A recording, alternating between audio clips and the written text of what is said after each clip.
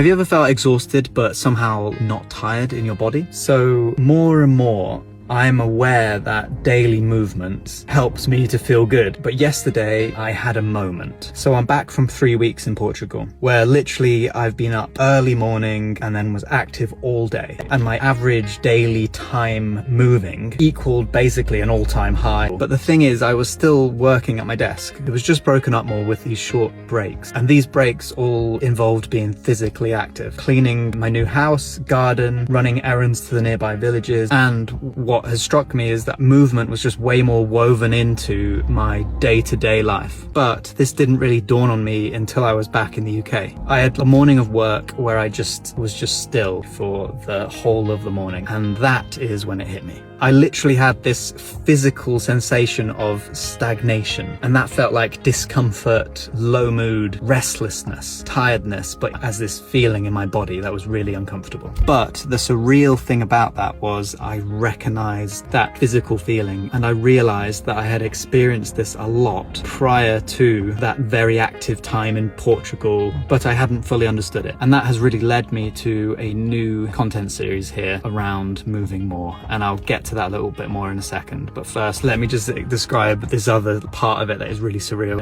and that is that I literally thought, oh, I must be tired, I need to rest, without realizing that actually I am physically well rested but still feeling exhausted because of the strain of that stagnation. And I just think it's funny that I was experiencing this thing that I thought was tiredness, that meant I shouldn't move my body, only to later realize that the answer wasn't just to not move, it was actually to move. And also, to be clear, I'm not saying do that if literally you're tired. If you're tired, please do rest. Please take care of yourself. That's what I'm trying to do too. I just realized that for me, I need to move more. That's something I already knew. Conceptually, I've been saying it for a long time, and I've been going to the gym more, running more, but this time I have this really potent physical experience and understanding of that feeling in a new way, and I'm hoping that that will help me persevere with moving more. Last night early morning I ended up writing a lot of this down and posting about it, and I realized at the end of writing about it that, well, it was now a content series and that I'd just done day 1 of that. And so this is day 2 of my new series, Moving More. And